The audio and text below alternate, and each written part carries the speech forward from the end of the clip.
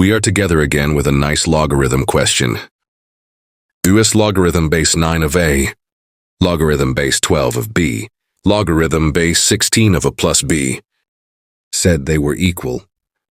In order to solve this question in the first place, the statement given here, let's start by equalizing one algebraic expression like x.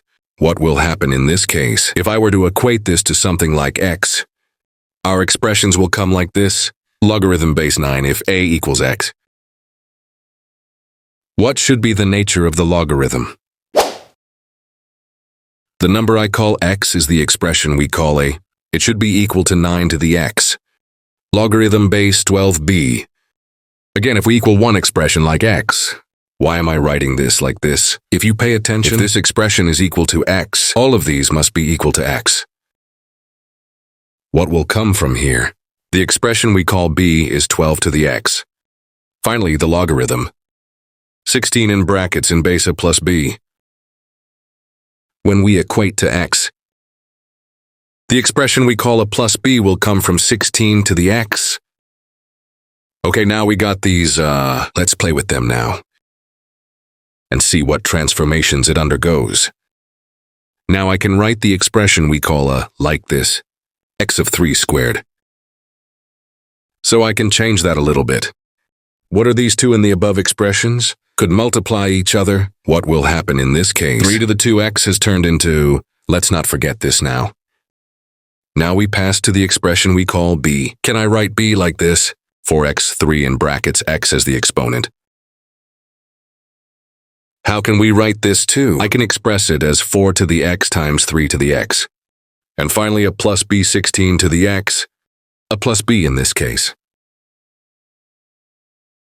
X of the square of 4. Since the tops are multiplied, I can write as 4 to the 2x. Now what can we do next?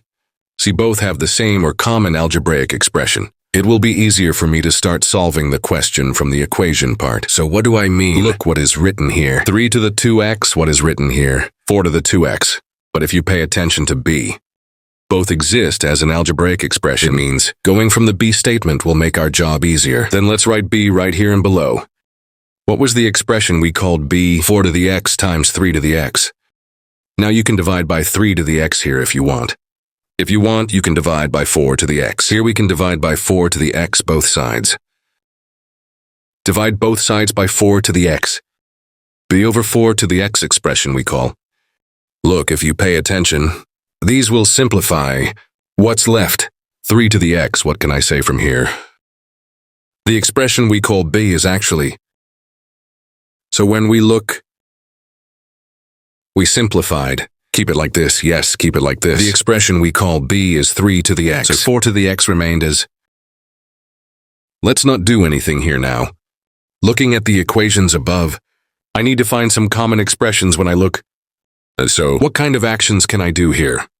Look now, if you pay attention, what did we call equal to? The expression we call it here. 3 to the 2x is equal to. Then what should I do here? I need to be able to get 3 to the 2x. So how can I do this? Both sides. Let's start by taking the square in this part, friends.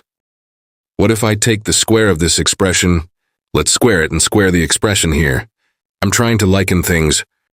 So what will happen here in this case? b squared over 4. 2 is equal to 2x. 3 to the 2x.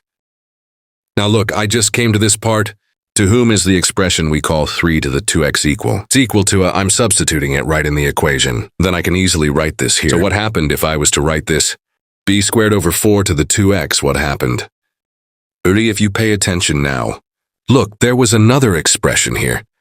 I focus right there, says 4 to the 2x. If you pay attention to 4 to the 2x in our expression, it says 4 to the 2x in this part.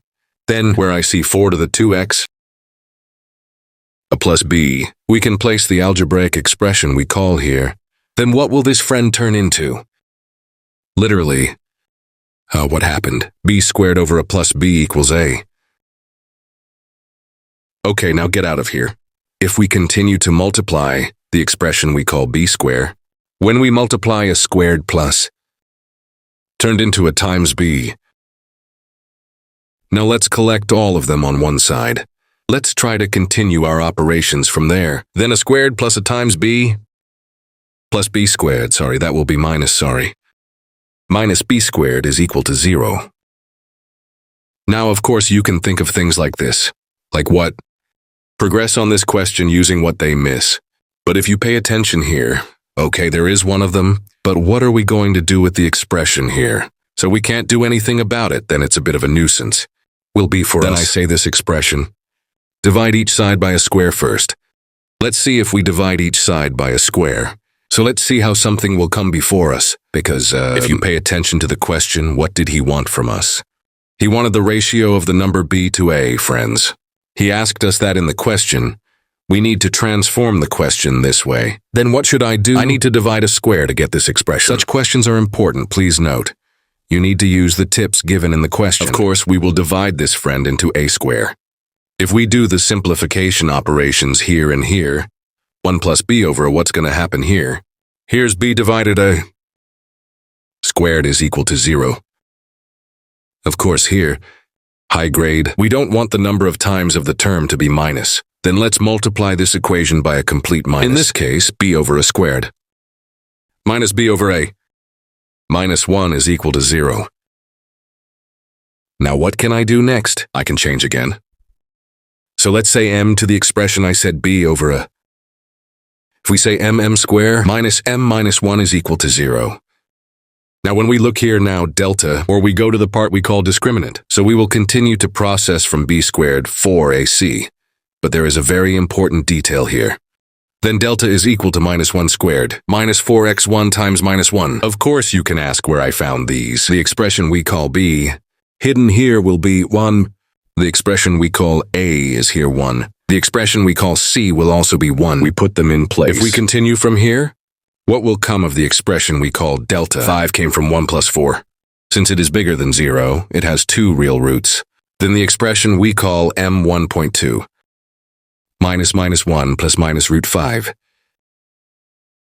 Divided by 2 times 1, 2 has arrived. Then the expression we call m 1.2 is 1 plus minus. The root is 5 to 2. Look, we don't forget the question again, friends. Now the expression we call m is divided into 2. Minus root 5, 2. We can say m2 is 1 plus root 5 to 2. But if you pay attention to us at the beginning of the problem, what did he say? Real number, he said this is very important, but be careful how he said real number. He said positive real number. Since we will get real numbers, what should we do with these roots? We need to examine now. Now if we examine the first answer, look at the number we call root 5, between root 4 and root 9. So the approximate value of this is greater than 2. We can say then what will this place be? Negative, not a positive number. Then m2 would be my answer. So 1 plus root 5 over 2. Don't forget to like the video. And if you have different solutions, please write in the comments. What is this question out of 10 in terms of difficulty level?